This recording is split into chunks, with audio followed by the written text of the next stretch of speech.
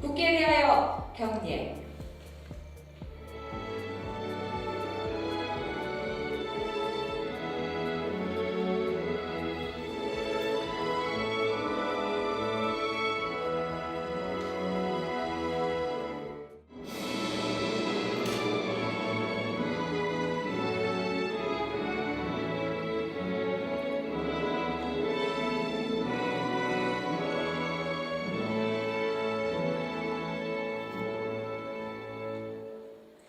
바로 모두 자리에 앉아주시기 바랍니다. 전국 민주노동조합 총연맹 초청 간담회를 본격적으로 시작하겠습니다. 오늘 간담회는 노동계와 정부가 신뢰와 존중의 마음으로 얼굴을 맞대고 노동존중 사회와 상생의 미래를 함께 모색하기 위해 마련됐습니다.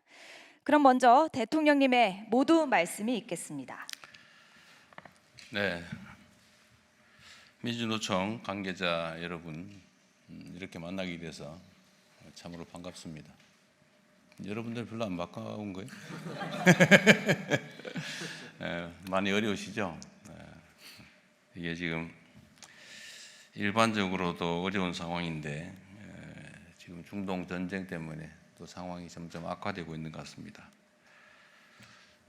우리 국민주권정부는 노동 존중 사회를 위한 나름의 정책적 노력을 최선을 다하고 있습니다. 그런데 아마 노동계에서 보기에는 많이 부족할 거예요. 근데 국정이라고 하는 게 노동계만을 대표할 수도 없고 그렇다고 또 산업계만을 대표할 수도 없는 거죠. 경영계만을 위할 수도 없고 저희는 양자를 적절하게 잘 조정해서 노동도 존중되고 또 산업 경제 발전도 또 추진해야 될 그런 입장에 있습니다. 좀 부족하긴 하지만 그래도 노동조합법 개정이나 또 노동절 명칭 복원, 공휴일 지정 같은 제도적 성과도 있습니다. 또 한편으로 우리 노동부 장관도 있지만 산업 현장에서 일터에서 노동자들이 죽어가는 그런 산업재해 사망자를 줄이기 위해서 최선을 다하고는 있는데 가시적 성과가 그렇게 빨리 나지는 않습니다만 최근에 보니까 조금씩 성과들이 나는 것 같아요. 어쨌든 일하러 갔다가 일터에서 죽어가는, 살기 위해서 노력하다가 죽음을 맞는 그런 일은 최소화될 수 있도록 노력하겠습니다. 산업재해를 줄이는 문제는 우리가 제도적으로 노력도 하고 정책적으로 노력도 하지만 노동계에서의 참여도 중요한 것 같아요. 그 산업 현장의 안전시설 미비나 안전조치 부족 문제는 정부의 단속만으로는 어려워서 노동계도 그 단속이나 사전 관리에 좀 많이 참여해 주면 좋겠습니다. 물론 거기에 인력이 소요될 수 있는데 거기는 제가 노동부 예전에 얘기한 것처럼 일종의 일부 비용을 우리가 지원하는 방법도 있을 것 같고요. 감시원들을 노동계에서 충원하는 방법도 있을 것 같습니다. 완전히 더 지킴이 위촉하고 있습니다. 아, 그래요. 하여튼 규모를 좀 늘리면 좋겠고요. 특히 소규모 산업 현장에서 산업재해가 줄어들지 않고 있는 게 문제인데 정부로서도 가능한 방법이 뭔지를 잘 찾아보겠습니다. 또 현장에서의 임금 격차 문제나 고용 안정성의 문제도 사실 매우 심각하죠. 근데 제가 노동계에 좀 부탁드리고 싶은 거는 이런 겁니다. 사실 우리가 아주 오랫동안 성장 드라이브 정책을 취해오면서 노동계에 대한, 노동자에 대한 탄압이 일상화된 측면이 있어요. 그게 이제 아주 오랜 시간 동안 계속되다 보니까 노동계에는 아마도 그 일종의 트라우마 같은 게 있어서 어떤 실용적인 정책 같은 데에 대해서도 본능적인 반감이 있을 수 있습니다. 저는 충분히 이해합니다. 또 한편으로 보면 예를 들면 이런 거죠. 어떤 노동자를 보호하기 위한 정책이 전국적으로는 노동자들에게 전체적으로 오히려 피해를 끼치는 경우가 있어요. 저는 2년 노동계약 2년이 지나면 정규직 해야 된다 이런 법조문이 형식으로 보면 아주 그렇다고 좋은데 현실로는 고용하는 책이 아예 2년 11개월 딱 잘라가지고 절대로 2년 넘게 계약을 안 하죠. 바보가 아닌다면. 그러니까 예를 들면 한 4, 5년, 5년, 10년 쓸 부분도 2년 11개월 쓰고 잠깐 쉬었다가 다시 또 2년 11개월 계약하고 그것도 너무 근접하면은 문제가 될 수 있으니까 그 텀을 많이 길게 두니까 오히려 실업을 강제하는 측면들도 있어요. 이런 문제를 어떻게 실용적으로 해결할지도 고민을 좀 했으면 좋겠습니다. 어제도 제가 그 말씀 드렸는데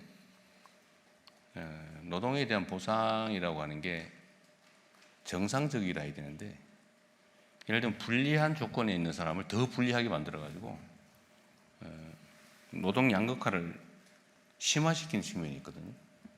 대표적인 게 똑같은 일을 하는데 정규직에 비해서 비정규직을 훨씬 더 적게 주는 게 상식처럼 받아들여지고 있어요. 제가 어제 그 얘기를 하고 났더니 그 기사 댓글에 보니까 아니 그 정규직 된 사람들 힘들게 정규직 됐는데 왜 비정규직하고 똑같이 취급을 받아야 돼? 더 많이 받아야지. 뭐 이런 주장도 있어요. 그게 근본적으로 좀 생각이 다른 거죠. 그게 좋게 얘기하면 능력주의라고 할 수 있는데 아니 똑같은 노동을 했는데 누군가를 선발을 해가지고 더 많은 혜택을 주고 그 선발되지 못한 거는 훨씬 불이익을 주고 이게 이상하잖아요. 이게 근본적인 문제인데 이제 그 측면 선발돼서 좋은 자리를 차지했으면 좋은 대우를 받아야 된다.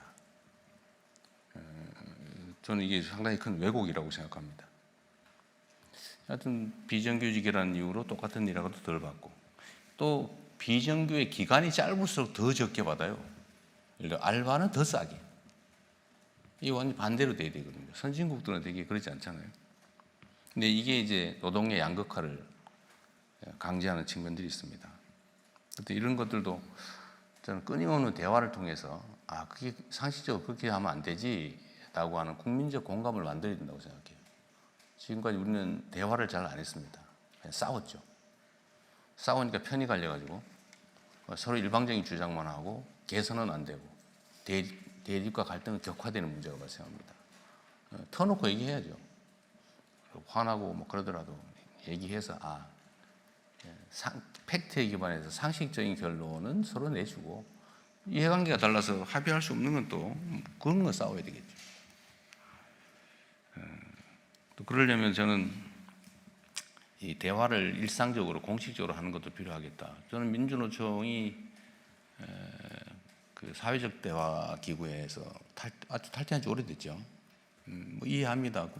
갔더니 뭐 이용만 당하고 말도 못하게 해놓고는 형식적으로 회의 몇 번 하고는 막 마치 대화를 엄청 한 것처럼 일방적으로 결정해서 다수결 해놓고 그러니까 화나죠. 그 가서 그야말로 들러리 그러니까 화나죠. 그러니까 안 하는 게 잘해 놨겠다. 뭐 그 점도 이해해요. 근데 최소한 우리 정부 안에서는 좀 그러지 않았으면 좋겠다는 게 제 생각입니다.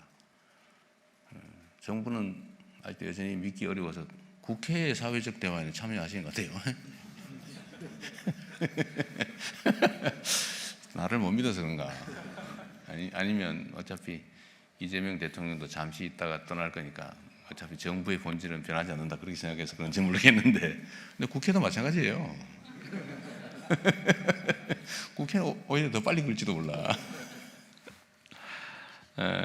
어쨌든 신뢰라고 하는 게 필요하겠죠. 또 신뢰라고 하는 게 쉽게 생기지는 않습니다. 신뢰도 자산이라고 하는데 그 많이 인출해가지고 쉽게 말해서 평소에 많이 훼손되면 믿을 만한 일도 못 믿게 되죠. 그게 우리 사회가 쌓아온 업보라는 생각이 듭니다. 또 한편으로는 어쩔 수 없는 측면이 있었을지도 몰라요. 예를 들면 뭐 절대 빈곤을 벗어나는 게 급선무이다 보니까 일단 좀 참자, 견뎌라. 그리고 힘 약한 쪽이 좀 더 피해를 입었던 거 아닌가 싶어요. 이제는 그렇게 가서는 안 된다는 생각이 듭니다. 우리도 이제 선진 강국의 반열에 올랐고 그러면 노동도 존중되고 일터도 안전해야 되고 부당한 양극화도 없어야 하고 또 그러려면 결국 사회 문화, 사회적 제도를 통째로 바꿔야 되는데 그러려면 정말 진지한 대화가 필요합니다. 그리고 우리 사회는 이제 합리적인 주장을 받아들일 준비도 되어 있고 충분히 그럴 만한 역량도 있습니다. 사회적 대화에도 여러분들 어렵긴 하겠지만 한번 고민을 좀 더 적극적으로, 능동적으로, 긍정적으로 해주기를 부탁을 드립니다. 노동 문제 해결을 위해서는 이게 노동자들이 처한 본질적인 그 약자의 위치라고 하는 게 언제나 문제가 되죠. 해결하는 방법은 전통적으로 역사적으로 증명된 게 있습니다. 조직해서 집단적으로 교섭한다. 안 되면 집단 행동으로 실력을 행사해도 된다. 소위 노동 3권이라고 하는 게 헌법에도 보장되고 있는데 이게 이제 단결권이 충분히 확보되지 못하니까 실효적으로 과연 노동 3권이 작동하고 있느냐에 대해서는 의문이죠. 저는 요새 그 소상공인들도 좀 집단적 교섭을 허용하고 단체 행동은 어떻게 될지 모르겠지만 최소한 단결권은 허용해야 된다. 그러니까 사안별로 납품업체끼리 또는 체인점끼리 아니면 뭐 지점끼리 뭐 이렇게 집단적으로 교섭할 수 있는 기회를 건질려 줘야 된다. 지금 현재는 공정거래법에 의해서 다 처벌되고 있어서 다 금지되고 있죠. 노동자들은 더 본질적으로 약자라서 노동조합의 조직률을 좀 향상할 수 있도록 저는 권장하는 말씀을 자주 드려요.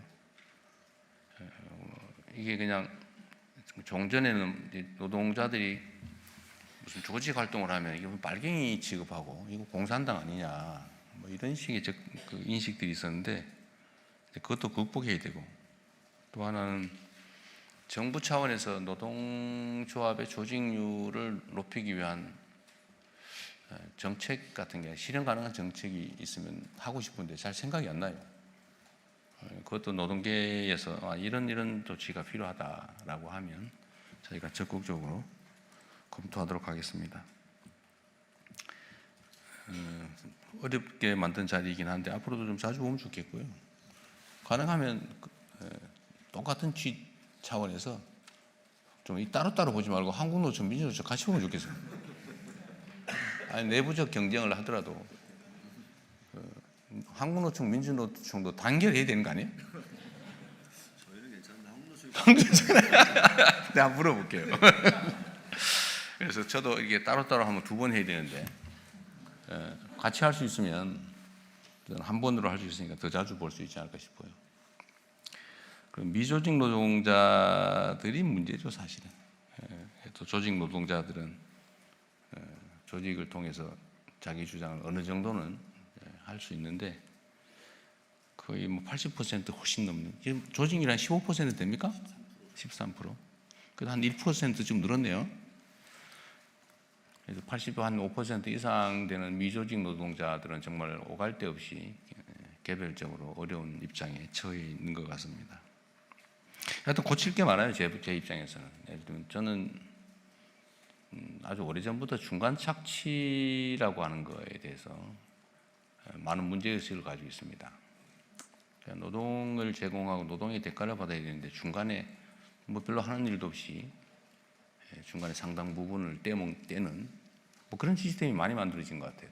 과거에는 그게 당연히 안 되는 거였는데 그런 것들도 좀 정리를 해야 될 것 같고, 더 근본적으로는 소위 사회 안전망 강화, 그다음에 기업들의 부담 강화, 그리고 거기에 대해서 노동계의 유연성 양보, 이런 사회적 대타협을 해야 된다고 생각합니다. 언젠가는. 물론 이제 이게 불신이 많다 보니까요. 그러면 우리는 어떡하란 말이냐. 그래서 조직 노동자들 입장, 특히 대기업 정규직은 조직이 잘 돼 있는 편이죠. 거기는 단단하게 뭉쳐서 뭐 권리 확보를 잘 해나가고 잘 지키고 있긴 한데, 그러다 보니까 사용자 입장에서는 이제는 정규직은 절대 안 뽑는다가 아주 당연한 상식이 돼버렸어요. 그러니까 기존에 조직된 노동자들, 정규직 입장에서는 확실하게 자기 위치를 찾겠지만 그분들의 자녀들, 다음 세대들은 정규직의 자리를 결코 누릴 수가 없겠죠. 뭐 아주 오직 답답하면 일부 노조에서 새로 뽑을 때는 노조원 동의받아 뽑아라 뭐 이런 거 하는데 아예 안 뽑는데 어떡할 거예요. 그래서 일정수 고용 규모를 유지해라 뭐 이런 투쟁도 하는 것 같더라고요. 근데 그게 되겠습니까, 그게? 결국은 노동자들의 전체적인 처우 개선, 위상 강화를 위한 일들이 결국은 궁극적으로는 노동자들의 처우나 위상을 약화시키는 결과가 되는 것 같습니다.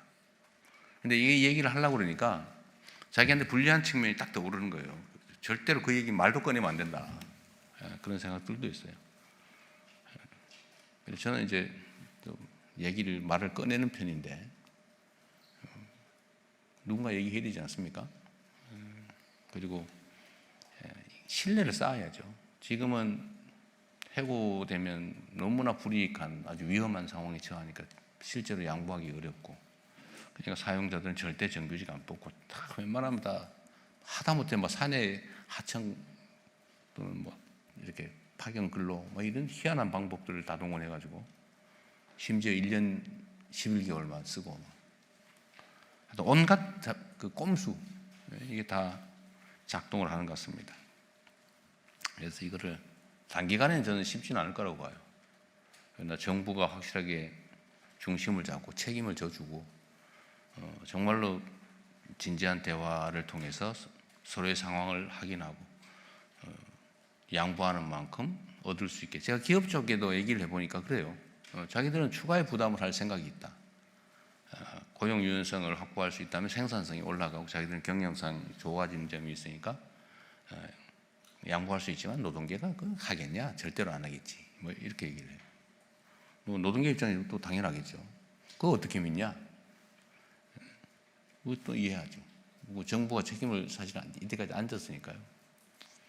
결국 주요 주체인 경영, 노동, 정부 여기는 정말로 진지한 대화를 해야 됩니다. 여러분도 대통령이라는 사람이 또 우리 또 괴롭히려고 그러는 거 아니냐 하는 생각을 할 수도 있는데 저는 뭐 그럴 생각은 없어요. 저는 국가 발전에서 저는 경제 성장과 발전도 정말로 중요하거든요. 그러나 그 과정에서 누군가 피해를 봐서도 안 되고 또 누군가가 그걸 독점해서도 안 되고 그러려면 다 손잡고 가야 됩니다. 그래서 제가 일종의 도박을 했는데 보통 옛날에 노동부 하면 노동탄압부라고 그랬잖아요. 실제로 그랬어요. 노동부가 뭐 대법원 판결에 어긋나는 노동 지침 만들어가 현장에 시행하고 소송하는 사람만 구제받고 아닌 사람들은 다 여전히 그 피해를 입고 그런데 그걸 노동부가 방치할 뿐만 아니라 조장하고 노동부가 나서서 노동자 탄압하고 옛날에 많이 그랬죠. 요새는 안 그러시죠? 그래서 이게 비정상이다. 노동부는 노동을 보호하는 노동자들이 하면 좋겠다. 그리고 산업부는 또 산업 현장 출신이 하면 좋겠다. 그래서 해놓으면 막 싸우지 않을까 그런 걱정들이 되잖아요. 그래서 제가 그런 얘기했습니다.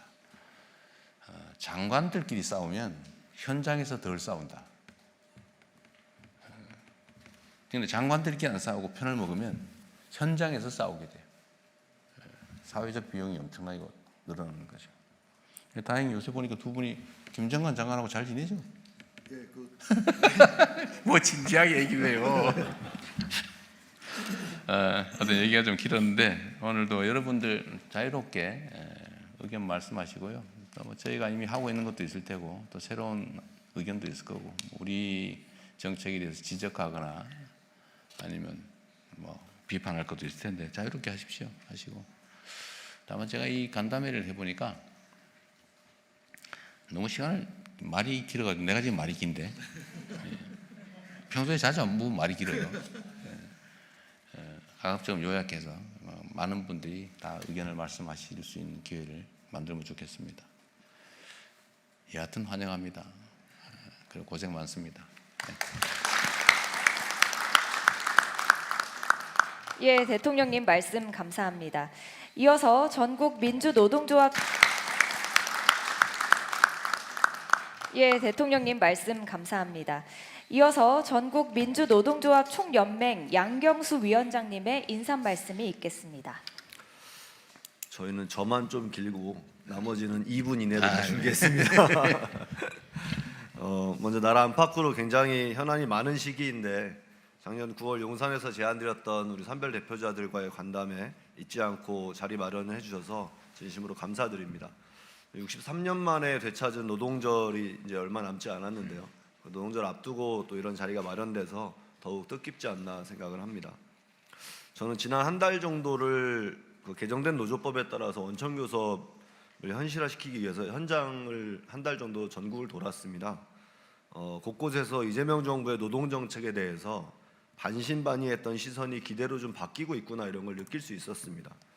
노동 안전에 대한 관심과 대책 문제라든지 말씀 주셨던 노조법이나 공무직위원회법 또 학교급식법과 같은 제도적 개선에 대한 긍정적 평가 때문이지 않나 생각을 합니다. 그런데 한편에서는 아쉬움을 토로하는 목소리도 있습니다. 현 정부의 정책이 아궁이에 불은 떼는 것 같은데 아직 바닥의 온기를 느낄 수는 없다라는 것이 현장의 평가인 것 같습니다. 정부 정책의 신뢰도를 높이기 위해서라도 분명한 실천이 함께 보장되는 것이 필요합니다. 대통령께서 도지사 시절에 단행하셨던 계곡정비 사업이라든지 또 최근에 부동산 정책이라든지 이런 것들이 국민들한테 환영을 받는 것은 정책의 일관성과 함께 분명한 실천이 담보되었기 때문이라고 생각을 합니다. 노동 정책에서도 그런 실천이 함께 되면 좋겠다 싶습니다. 그런 측면에서 얼마 후면 최저임금 논의를 시작하게 됩니다. 올해 처음으로 노동부가 특수고용 플랫폼 노동자들에 대한 최저임금 논의를 요청했습니다. 굉장히 의미 있는 일이라고 생각을 합니다. 그리고 모든 노동자들의 임금인 최저임금의 대폭적인 인상을 위해서도 관심을 가져주셨으면 좋겠습니다. 또한 조만간에 공공부문의 비정규직 실태조사와 처우 개선 대책도 발표될 예정입니다. 공공부문 비정규직 노동자들이 정부 부처를 상대로 원천 교섭을 요구하고 있는 지금이 공공부문부터 정부가 모험 사용자로서 역할을 해서 실질적인 대책 마련과 또 신속한 시행을 할 수 있는 좋은 기회라고 생각을 합니다. 노동 현장의 가장 큰 관심사는 아무래도 AI라고 생각합니다. AI는 이미 노동 현장에서 많은 영향을 미치고 있습니다. AI가 위험한 일이나 어려운 일, 야간 노동을 대신해 준다고 하면 마다할 이유가 없겠습니다만 자동화라고 하는 것이 곧 일자리의 상실이라는 역사적 경험 속에서 우려가 많을 수밖에 없습니다. 특히나 피지컬 AI의 도입은 일자리의 변화가 아니라 완전한 소멸을 추구한다는 점에서 그간의 대책과는 달라야 한다고 생각합니다. 단순히 일자리 정책에 머무는 것이 아니라 사회 안전망, 또 노동권, AI로 발생하는 기업의 초과 이윤을 어찌 환수할 건가의 문제까지 종합적인 논의와 대책이 필요하지 않은가 싶습니다. 그래서 정부의 주요 정책을 결정할 때 환경 영향 평가라는 것을 하듯이 노동 환경에 미치는 영향을 의무적으로 검토하는 노동 영향 평가를 전면적으로 도입할 것을 제안드립니다. 정부는 초고령화 시대를 맞이해서 보건 의료와 돌봄 등의 일자리가 대폭 늘어날 것이라고 전망하고 있습니다. 청년 고용을 늘리기 위해서는 수치상이나 통계적으로 실업률을 낮추는 데 급급할 문제가 아니라 늘어나는 일자리의 질을 향상시키는 것이 필요합니다. 그래야 청년들이 대부분 내몰리고 있는 비정규직 일자리를 양질의 일자리로 전환할 수 있고, 그래야 쉬었음 청년은 줄고 또 초고령 사회를 대비할 수 있지 않나 싶습니다. 이를 위해서라도 노정 간에 또는 초기업 교섭과 같은 집단적 노사관계와 논의 구조를 만들어서 대책 논의를 함께하는 것이 필요하다고 생각합니다. 초기업 교섭은 실질적인 대안을 마련하기 위해서 반드시 필요하다는 점을 다시 한번 강조드리고 싶습니다. 노동조합 조직률도 말씀해 주셨습니다만 노동조합 조직률은 그 사회의 삶의 질을 평가하는 척도라고 생각합니다. 문재인 정부 시절에 민주노총 조합원이 약 30만 명이 가파르게 증가한 경험이 있습니다. 그럴 수 있었던 것은 정부의 공공부문 비정규직 정책이 토대가 되었기 때문입니다. 특수고용 플랫폼 노동자의 노동자성을 인정하는 것이 노동조합 조직률 제고에 큰 추동력이 될 거라고 저는 생각합니다. 그리고 그렇게 형성된 노동의 힘이 우리 사회의 민주주의를 지키는 것은 물론이고 또 우리 사회가 정방향으로 전진할 수 있는 기관차 역할도 함께 할 수 있을 것이라고 믿습니다. 노동자가 안전하게 일할 수 있는 사회는 모두가 안전한 사회입니다. 노동자가 해고와 부당한 행위로부터 자유로운 사회는 모두가 안정적일 수 있는 사회라고 생각합니다. 노동자가 권리를 보장받는 사회는 모두의 권리가 평등하게 보장되는 사회라고 믿습니다. 오늘 산별 대표자들과의 논의와 간담회 자리가 노동자의 삶은 물론이고 우리 사회의 진전을 위한 귀중한 출발점이 되었으면 좋겠습니다. 오늘의 소중한 자리 마련해 주셔서 다시 한번 감사드립니다. 고맙습니다. 개별적인 우리 위원장님들 말씀 듣기 전에 제가 우리 양 위원장님 말씀에 대해서 일부 의견을 얘기해 주는 게 차라리 낫겠죠? 네. 다 맞는 말씀이시고요. 인공지능 도입 관련해서는 저도 좀 걱정이 커요. 그런데 이거 피할 수 있겠냐? 피할 수 없겠죠. 그래서 대책을 만들어야 되는데 우리는 이제 정부 차원에서 지금 걱정하신 피지컬 AI 도입에 대해서 재정 투입을 해가면서 어쨌든 속도를 내서 우리가 전 세계에서 좀 선도적으로 앞서가자 이런 정책을 가지고 있습니다. 노동 현장에서 뭐 야 이거 노동을 다 대체하는 거를 정부가 밀어붙이면 반노동적으로 보일 수도 있거든요. 그런데 이건 피할 수가 없다는 거예요. 이 정부 입장에서는. 그럼 어떻게 대처를 어떻게 할 거냐인데 일단 이거를 안 돼라고 하는 건 대책이 아니죠. 그건 피할 수 없습니다. 그럼 어떻게 하자는 그 연구를 노동계에서 좀 해주세요. 아무래도 현장에 있는 분들이 이런 대안이 있다든지 아니면 거기다 뭐 부가적인 대책이 있을 수도 있죠. 그게 뭔지를 노동계에서 좀 논의를 해주면 좋겠어요. 그러면 저희가 그걸 가능한 범위에서 최대한 수용해서 국가 정책으로, 정부 정책으로 만들어 시행을 한꺼번에 하도록 하겠습니다. 중요한 건 그런 거죠. 뭐 이게 이제 일부의 사례이긴 한데 사실 너무 공포감을 가질 필요도 없어요. 왜냐하면 전에 스마트 팩토리라고 하는 거를 문재인 정부 때 했잖아요. 근데 현장의 통계를 보면 생산성이 늘어나는 만큼 고용이 오히려 더 늘었다고 합니다. 왜냐하면 이게 스마트 팩토리를 개선을 하거나 운영을 하거나 아니면 유지를 하거나 뭐 아니면 뭔가 하는데 오히려 인력이 더 필요하더라는 거예요. 그리고 그 관리 인력을 새롭게 바깥에서 데려오는 건 불가능하고 오히려 현장에 있는 노동자들을 재교육시켜 가지고 그에 맞게 하는 게 훨씬 더 효율적이고 빠르더라는 겁니다. 실제 그럴 수밖에 없죠. 이 숙련 노동자들을 되게 대체하게 되는데 그 숙련 노동자들을 인공지능으로 전환하는. 근데 그것도 노동자가 협조를 해야 가능하지. 그것도 끊임없이 개선해야 되거든요. 물론 인공지능 스스로 해나가는 것도 있겠지만, 그러나 사람의 도움 없이는 불가능하죠. 기본적으로. 그래서 이거를 인공지능에 대한 공포감도 없애고, 인공지능에 대한 지식도 쌓고 어떻게 활용할지 좀 주체적으로 그 일을 오히려 하는 연구를 해야 될 것 같은데, 그건 정부에서만 하기는 좀 어려워요. 실제로 현장과 결합해 가지고 같이 연구하고 만들어 가야 되거든요. 특히 피지컬 AI는 더더욱 그런 것 같아요. 숙련 노동을 로봇으로 대체하는 거잖아요. 그럼 노동자들의 협조나 관리 없이는 불가능합니다. 그래서 그 부탁을 한번 드리고요. 회피할 게 아니라 오히려 적극적으로 대응을 했으면 좋겠다. 노동계가 필요하면 우리도 뭐 재정이든 인력이든 다 함께 지원하면 되니까요. 그래서 현장의 시각으로 인공지능 도입에 대해서 공동 대응을 해 나가면 좋겠습니다. 그거 하나 부탁을 드리고요. 또 한 가지는 이 세상 사람들이 가진 오해인데 지금은 많이 없어지긴 했는데 여전히 있어요. 노동자들이 파업을 해가지고 극한 투쟁을 해가지고 회사를 망하게 한다 그런 인식이지 않습니까? 회사 망하게 하면 지 일자리도 없어지는데 그럴 사람들이 어디 있어요? 그러나 그렇게 오해하기도 하고 그렇게 선전하기도 해서 그런 인식들이 여전히 좀 남아 있습니다. 그리고 실제로 그렇게 발전하는 경우가 있어요. 정말 극단적으로 악화돼가지고 감정이 악화돼가지고 차라리 뭐 망해버리자 이래가지고 실제로 폐업하고 가버리는 데가 있어요. 사업 유지가 가능한데 노동자들은 회사에 대한 애정은 그냥 증오심만 있고 회사도 노동자들에 대한 적대감이 워낙 크다 보니까 차라리 문 닫아버리자 이런 경우가 없지 않잖아요. 뭐 그런 경우도 있고